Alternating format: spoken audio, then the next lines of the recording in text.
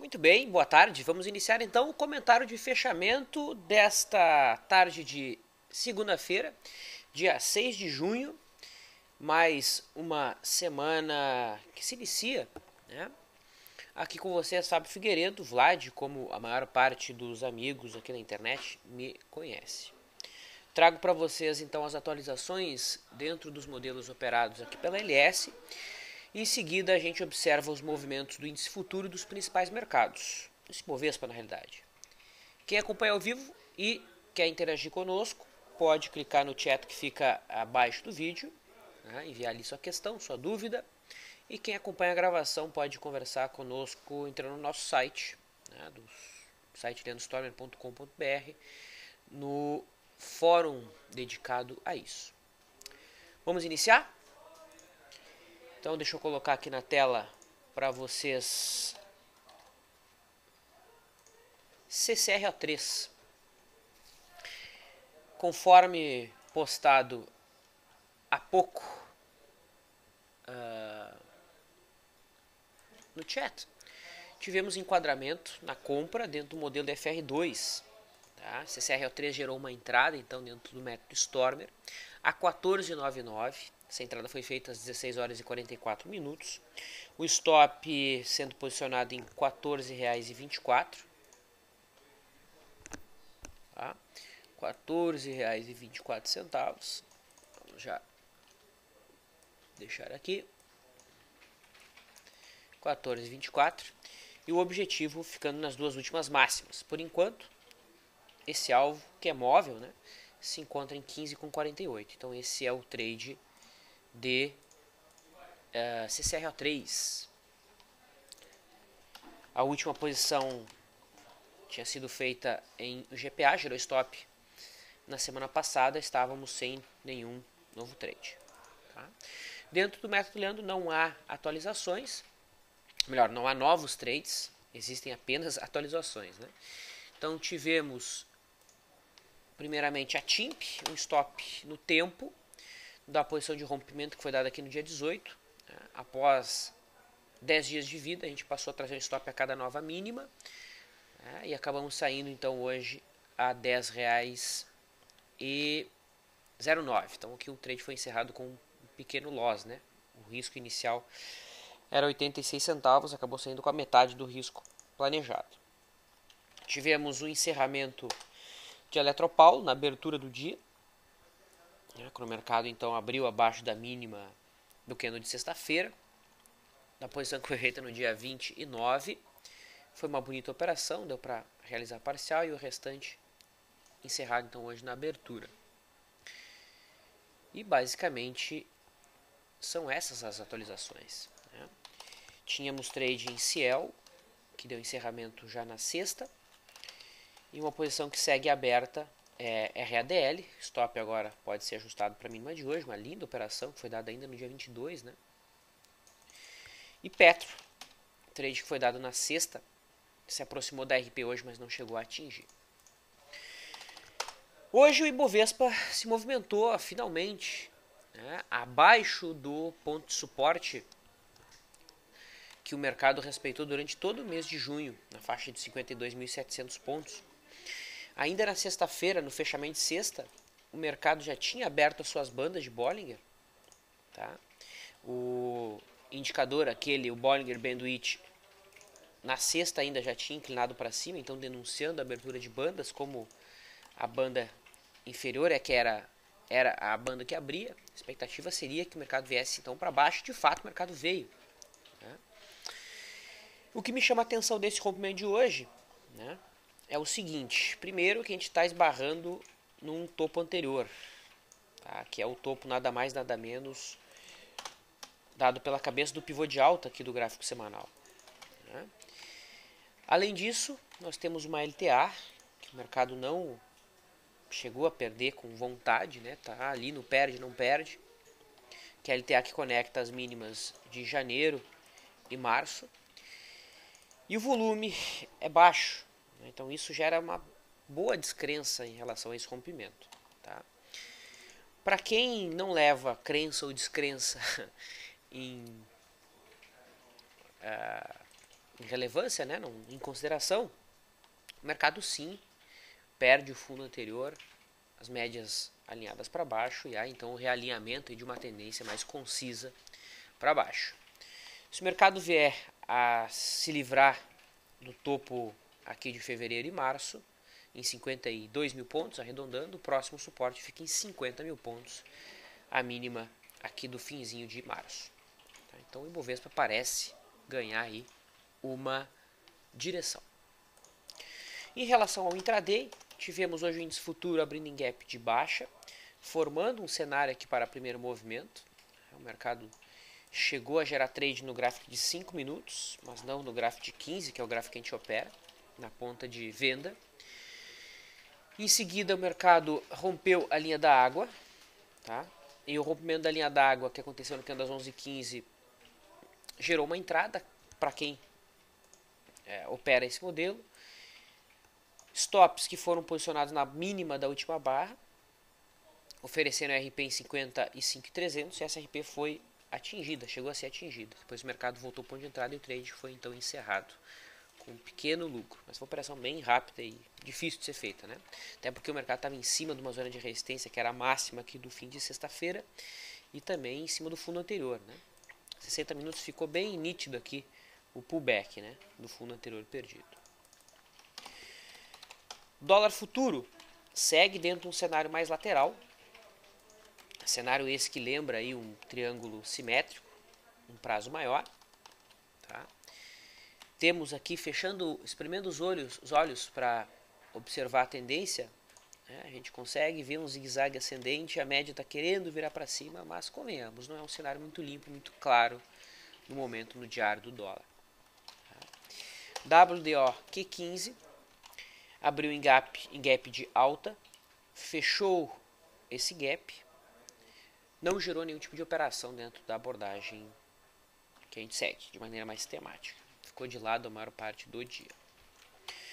Commodities, então vamos para o milho, apresentou uma boa queda hoje, consolida agora resistência em 28,60. Quem opera por média móvel de 9 segue com operações em aberto, a média ainda aponta para cima. Boi gordo, que estopou aqueles traders mais ousados que apostaram no retorno à média aqui no dia 1º. Houve um sinal de retorno à média, né? Hoje o mercado negociou abaixo da mínima naquele dia. Vai deixando novamente aí um candle branco, candle comprador, né? Mas já dentro da banda de Bollinger, então não é um cenário muito tranquilo para se trabalhar esse tipo de trade que por si só, mesmo com todas as variáveis alinhadas, já se torna um setup bem ousado de se trabalhar pela sua própria natureza. Juros futuros, temos o juro testando um suporte dado por topo anterior, embora não mais dentro de uma tendência de alta, né? Já houve um zigue-zague descendente aqui no gráfico diário. Os preços já perderam a média está querendo virar para baixo, então o juro está perdendo aí o seu momentum comprador. Dow Jones hoje volta a testar a zona de suporte dada pelos 17.580 pontos. Abaixo desse suporte, o mercado ruma em busca a mínima do ano em 17 mil pontos. O setor que chamou a atenção hoje, sem dúvida, foi o setor de siderurgia. Então, o CSN aí sugerindo algum tipo de repique depois de 5 dias de queda, né? É um fechou fora, fechou dentro que pode ser aproveitado porque opera esse modelo. Goal está deixando um candle de corpo pequeno, né, fora da banda. Na verdade está entrando para dentro da banda agora também, o fechou fora, fechou dentro. Os Minas engolfando os últimos 2 pregões. GGBR4 também deixa um cenário de retorno à média possível, fechou fora, fechou dentro. Vale 5 encontra suporte na mínima do ano, tá? O papel não está fora da banda, 100% fora, né? Tem uma parte do corpo, a parte do candle de hoje fora da banda, tem uma distância de 10%. 10% em relação à volatilidade não é uma distância boa, né? A gente costuma buscar 30% da média da volatilidade, então seria uma distância em torno de 12% para a gente trabalhar num cenário de retorno à média. Mas para quem não é tão exigente assim, a superação da máxima de hoje pode ser um bom ponto de entrada para esse tipo de operação. Tá? O mercado encontra um suporte que é um suporte importante. Tá? Eu não vou rastrear todos os destaques, com o objetivo então de manter a interação, dar um peso maior para a interação entre a gente. Tá? E eu começo respondendo, vamos ver, a questão do Doug. Vlad, boa tarde. Apesar de ser um ativo de baixo valor e liquidez menor, poderia comentar RLog3? Claro, vamos dar uma olhadinha. RLog3. Temos aí na tela então o gráfico da RLog3, que tentou aqui na quinta-feira, né, fazer um pivô de alta. Tivemos aqui um zigue-zaguezinho ascendente, dentro de um zigue-zague de prazo maior.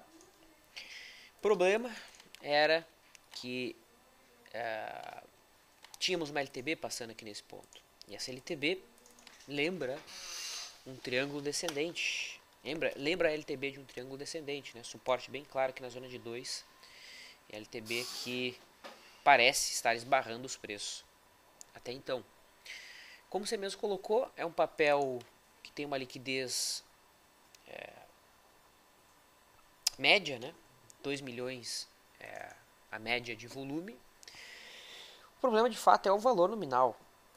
E operado do ponto de vista gráfico. Esse tipo de papel é muito difícil, né? Até porque o foco do analista técnico costuma ser operações de prazo mais curto. E nesse tipo de papel você tem mais um inimigo, né? Que é a fila. Fila para entrar e fila para sair. Certo? Então eu não consigo ver uma operação muito limpa, muito tranquila. Até porque triângulos descendentes costumam ser figuras de continuação de tendência. Então, pelas premissas da análise técnica, o mais provável seria que esse triângulo venha a ser rompido para baixo. Então eu prefiro ficar de fora nessas condições. O Juca coloca, Vlad, sabe se existe algum feriado essa semana aqui nos Estados Unidos? Sim, Juca, temos o feriado em São Paulo, né? Se não me engano é a Revolução Constitucionalista. Vamos dar uma olhadinha aqui no site da Bolsa. Então sugiro você fique aqui com esse link, ó. Coloque esse link nos teus favoritos. Aí quando você precisar, você só consulta. Então aqui, ó, dia 9 de julho, acertei, Revolução Constitucionalista. Então é um bom período aí para os traders organizarem suas gavetas ou as suas planilhas e os seus diários de trade. Tá? Quinta-feira não tem pregão. Vamos lá. Mariana diz o seguinte, Vlad, você tem algum estudo relacionado ao juro e ao dólar? Se existe alguma correlação entre esses mercados? Antigamente era entre o dólar e o Ibovespa. Sim, Mariana, teoricamente sim existe uma correlação entre esses mercados, né? São mercados que costumam ser teoricamente, né, costumam ir contra o Ibov. Né? Antigamente o dólar tinha uma correlação negativa com o Ibovespa, hoje em dia essa correlação não é mais tão presente, mas quanto o juro é até intuitivo, né? Quando as taxas de juros se tornam mais altas e investimentos em renda variável se tornam menos interessantes, né? Se eu consigo uma taxa maior livre de risco num investimento de renda fixa, tá? Então vamos botar aqui o dólar e vamos ver qual que é a relação entre esses dois mercados. Então, eu só peguei os dados, joguei aqui no Excel. Então aqui do dólar e do juro. Aqui eu peguei do contrato F17, que vence em janeiro de 2017. Tá? Então vamos pegar a variação entre ontem e hoje. Tá? Vamos botar aqui então Correl. E vamos selecionar os últimos 60 períodos, né? Os últimos 60 períodos entre juro e o dólar. Então tá aí, ó, temos uma correlação não tão positiva, né? 0,39. Vamos ver se essa correlação aumenta, eu aumentando o prazo. Vou botar 100 períodos. 0,53. Então, para o curto prazo, a relação não é tão alta, mas a correlação não é tão alta, mas para um prazo maior é uma correlação média, positiva média. Tu viu que eu botei de 100 períodos e 200 períodos, a correlação se manteve em torno de 0,52. Tem uma planilha no nosso site que ela faz esses cálculos automaticamente. Tá? Você pode vir aqui em materiais, planilhas. Eu só fiz na mão aqui para você aprender como é que faz, né? Então, ó, tem aqui calculadora de correlação. Pode ser que não tenha nessa planilha os dados do juro. Aí eu vou ter que colocar. Não, tem sim, tá ali, ó. Então vamos ver aqui o dólar. Dólar. Aí. Então tá aí, ó, bonitinho, ó. Então você vai brincando aqui com os períodos. Vou botar 40 períodos, 50, 100. Então fica em torno de 0,50. Perceba que é uma correlação moderada. Tá? Nossa planilha está gratuita no site. Tá? Aproveite. Seguindo, vamos para as próximas questões.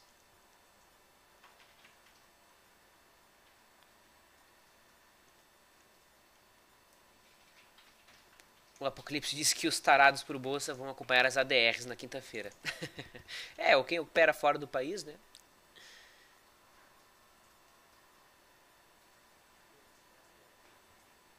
Vamos lá. O Ricardo faz uma boa pergunta. Vlad, tenho 5 mil a 10 mil reais. O que você acha das operações de long e short, ordinárias e preferenciais para proteção ou pequeno ganho? Ricardo, eu considero esse valor muito baixo para operação de long e short. Tá?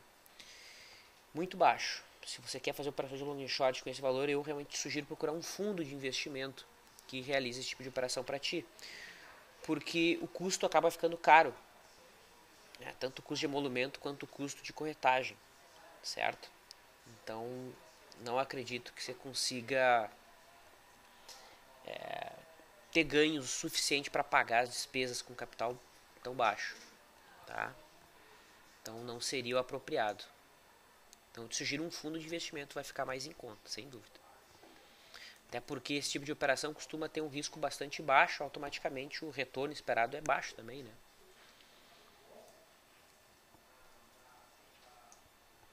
Muito bem, seguindo, vamos ver mais outras questões aqui. ELET 3 e ELET 6, questionou o William. Deixa eu ver se está o gráfico correto. Agora sim. Então aí na tela, gráfico da ELET 3. Vou fazer uma avaliação de longo prazo primeiro. Ó. A gente consegue limpar esse gráfico aqui primeiro. Pronto. Então aqui, resistência de longo prazo bem visível lá na zona dos 9. Tá? O suporte 4,80. Logo abaixo, sim, 4,50. Então, 4,35. Então, entre 4,35 e 4,80 a gente tem uma longa faixa aí de suporte. Dando um zoom, a gente pode perceber uma tendência de baixa, né? Zigue-zagues descendentes. Se fiquei em dúvida para identificar a tendência, coloca as médias. Então, as médias me direcionam aqui a buscar operações na ponta vendedora. Num prazo mais curto, eu tenho um suporte em 5,75. Abaixo desse patamar, se algum tipo de candle vier fechar abaixo, né, pode sim existir algum tipo de venda. Perceba que o próximo suporte fica em 5,35. É interessante buscar uma operação daqui até aqui? Isso é pessoal. Tá? Tem 7% de espaço, né, que é quase o dobro da volatilidade. Né? O dobro da volatilidade usual que a gente usa, que é a volatilidade usual utilizada pelos nossos métodos, que é em torno de 10% da média da volatilidade. Tá? Então eu ficaria de olho num candle fechado abaixo desse ponto. Quem sabe colocar um gráfico de 60 minutos e nos 60 buscar uma entrada mais eficiente pode ser adequado. Tá? ELET 3 essa seria a leitura. Já a ELET 6 não está tão fraca quanto a ELET 3, né? Tanto que no ano a ELET 6 sobe 7% e a ELET 3 sobe 3,5%. Já em relação à ELET 6, afastando o gráfico, a gente consegue ver uma resistência de longo prazo lá na faixa dos 12. 12,70 para ser mais exato, e o suporte de prazo maior em 5,80. O mercado está no meio do caminho, está em 8,75. O papel está testando uma zona de suporte dada para o fundinho anterior, aqui em 8,40. Porém, esse teste de suporte acontece dentro de uma tendência de baixa. Então eu também procuraria por vendas nesse papel. Abaixo de 8,40, o próximo suporte fica em 7,80. Temos um gap aqui no topo anterior. Tá?